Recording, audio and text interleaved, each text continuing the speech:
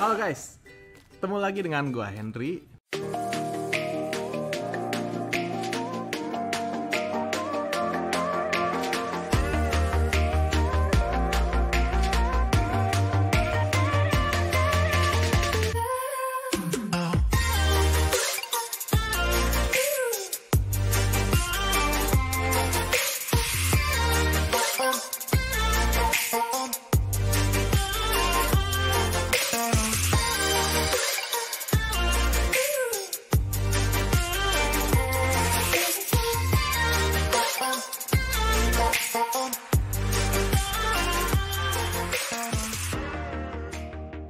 Dan kesempatan kali ini gue akan menjelaskan nih, lebih tepatnya men-sharingkan kepada kalian gimana sih caranya untuk mempercepat pertumbuhan kaktus gitu.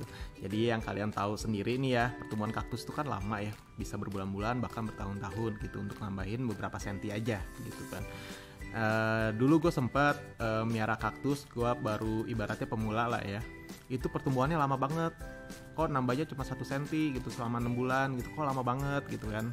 Nah sekarang di GH gua itu dari bulan, kira-kira di bulan April sampai bulan Januari sekarang itu pertumbuhannya bisa 4 sentian gitu. Jadi ibaratnya gua udah merasa cukup puas dengan metode dan cara yang gue pakai sekarang gitu. Dan sekarang gue mau sharingkan nih kepada kalian apa aja sih cara-caranya gitu. Nah ini ada beberapa step, ada beberapa cara yang nanti akan gue sharingkan kepada kalian. Dan mungkin ya nggak satu video kelar gitu karena panjang banget, jadi gue bikin per part gitu. Jadi per part, jadi ibaratnya biar jelas, biar clear semuanya gitu. Nah ini gue ngomong berdasarkan pengalaman gue gitu. Dan pengalaman gue nggak 100% bener ya gitu. Jadi ibarat kalian coba sendiri aja, kalian praktekin, kalian buktiin sendiri gitu. Yang pertama, kalian harus punya yang namanya greenhouse. Jadi greenhouse itu adalah rumah buat si kaktusnya. Sama ibaratnya kalau misalkan kalian mau pelihara hewan, itu kan harus ada kandangnya ya, harus ada tempatnya gitu, biar nggak pup sembarangan, biar nggak kencing sembarangan gitu. Sama di kaktus pun, tanaman pun kalian punya harus ada GH, tempatnya, rumahnya gitu. Untuk apa? Nanti gue jelasin. Dan yang kedua, sirkulasi di dalam GH itu harus bagus, jadi banyak ventilasinya, jadi udara masuk, udara keluar itu bagus gitu, jadi nggak terlalu pengap di dalam GH dan juga nggak terlalu panas, nggak terlalu terik gitu. Dan yang ketiga, kalian harus melakukan intensitas penyiraman. Jadi penyiramannya itu kalian atur sedemikian rupa, diguyur aja, dibasahin aja, nanti gue jelasin. Nah itu kalian bisa siram itu di pagi sampai atau sore hari gitu. Dan yang keempat itu pemupukan. Jadi pupuk itu kalian bisa pakai pupuk padat, bisa juga kalian pakai pupuk cair. Nah kalau gue di sini pakai dua-duanya, pakai pupuk padat dan pupuk cair gitu. Caranya gimana? Cara pemakaiannya gimana? Nanti gue jelasin. Yang kelima itu kalian harus kasih insektisida dan fungisida. Nah, insektisida ini gunanya untuk membasmi serangga-serangga yang biasanya jadi hama si kaktus gitu. Dan fungisida ini itu berfungsi untuk membunuh ya beratnya ya, membasmi jamur-jamur yang biasa nyerang kaktus itu pada saat hujan gitu. Nah, kalau misalnya hujan kan dia lembab gitu ya medianya. Nah, itu bisa terserang jamur si kaktusnya gitu. Dan yang keenam, kalian harus lakukan trimming akar. Trimming akar itu jadi pemotongan akar biar akarnya itu nggak terlalu banyak gitu.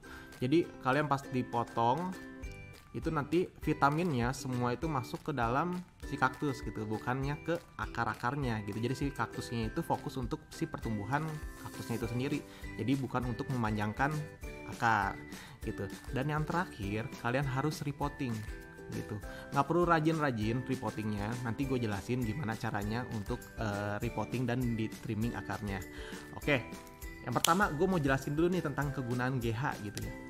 Dulu lagi pas pertama kali awal-awal banget gue mulai hobi kaktus, itu gue simpen di balkon rumah gitu. Jadi di balkon rumah itu gue simpen kaktus-kaktus gue yang sinar mataharinya itu kena itu pada saat sore hari gitu, siang dan sore, paginya nggak dapet gitu. Dan emang gue nggak pakai GH, jadi cuma ditaruh di balkon aja gitu. Dan itu memang nggak terik karena sinar mataharinya cuma sore aja gitu. Dan di situ gue merasa kurang bagus gitu, dan langsung gue bikinin greenhouse mini dengan pakai rak gitu. Tapi kelemahannya kalau rak kan dia susun begitu ya, dia lagi itu ada 1, 2, 3, ada 3 susun. Nah yang di tengah sama yang di bawah itu nggak kena sinar matahari, jadi cuman kena di bagian depannya aja gitu. Dan itu kurang bagus menurut gua. Jadi kalian harus punya GH nggak usah gede-gede, GH mini aja, yang penting bisa masuk tuh kaktus kalian situ gitu. Terus peletakan GH-nya, kalian harus ngeletakin nih GH-nya itu yang benar-benar kena cahaya matahari gitu. Nah seperti yang kalian lihat di atas ini, GH gua itu nggak pakai paranet. Jadi karena sirkulasi udara di dalam GH gue itu bagus gitu, jadi ventilasinya itu gede banget gitu, jadi nggak perlu yang namanya paranet gitu. Jadi kalian nggak perlu takut kaktus kalian kena sunburn gitu, kebakar. Karena apa? Karena sirkulasi udaranya bagus, dan tanaman kalian itu sebenarnya udah sehat dan udah siap kena matahari gitu. Jadi ibaratnya kalian nggak perlu ragu lagi, nggak perlu takut sama matahari gitu, sinar mataharinya. Kalau misalkan tanaman kalian udah sehat, itu bisa kok kena matahari gitu, jadi nggak perlu takut. Nah itu yang biasanya kena sunburn itu tanaman yang belum siap kena matahari gitu, dan sirkulasi di dalam GH-nya itu kurang bagus gitu. Jadi dia terlalu pengap di dalam GH dan terlalu panas kayak gitu, kayak dia bisa kena sunburn. Jadi kalau misalkan kaktus kalian sehat, jadi tenang aja gitu, nggak mungkin kena sunburn. Nah, sirkulasi udaranya harus bagus di dalam GH itu. Sirkulasi udaranya harus banyak, ventilasinya harus gede gitu. Jadi keluar masuk udara dalam GH itu bagus gitu. Jadi dia enak tuh si kaktus itu untuk proses fotosintesisnya pada waktu siang hari gitu. Terus gunanya GH itu sebenarnya untuk menjaga kelembapan juga di dalam GH. Kenapa? Sama kayak ibaratnya kalian semai biji. Itu kan di dalam semai itu yang kemarin gue udah jelasin, ada di atas, kalian bisa klik gitu. Nah itu dia kan disungkup ya di dalam plastik. Nah di dalam plastik itu kan kelembapannya terjaga. Nah sama sebenarnya kaktus yang besar juga itu harus kelembapannya terjaga, suhunya terjaga gitu. Nah artinya suhunya terjaga itu seperti apa? Seperti kalau misalkan seandainya waktu panas dia nggak terlalu panas. Jadi maksudnya nggak terlalu panas, nggak terlalu cepat perubahan suhunya gitu. Nah biasanya kan kalau misalkan gue nih sekarang tinggal di Bogor nih, biasanya siang itu panas, sore itu hujan gitu. Nah biar pada saat nanti siangnya panas, berubah ke hujannya, ke mendungnya itu kan nggak terlalu drastis perubahan si suhunya. Jadi ibaratnya si kaktus itu nggak kaget gitu. Nah itu gunanya si GH gitu. Nah biasanya kalau misalkan dia udah suhunya terjaga gitu kan, udah panas banget, biasanya itu yang ideal itu untuk kaktus itu di atas 40 derajat gitu. Nah biasanya gua kalau di sini itu penyiramannya itu 2 kali dalam waktu 1 kali 2 hari sekali. Jadi 2 hari sekali gua siram. Kenapa bisa 2 hari sekali? Karena di sini tuh cukup panas gitu. Nanti gua kasih lihat fotonya.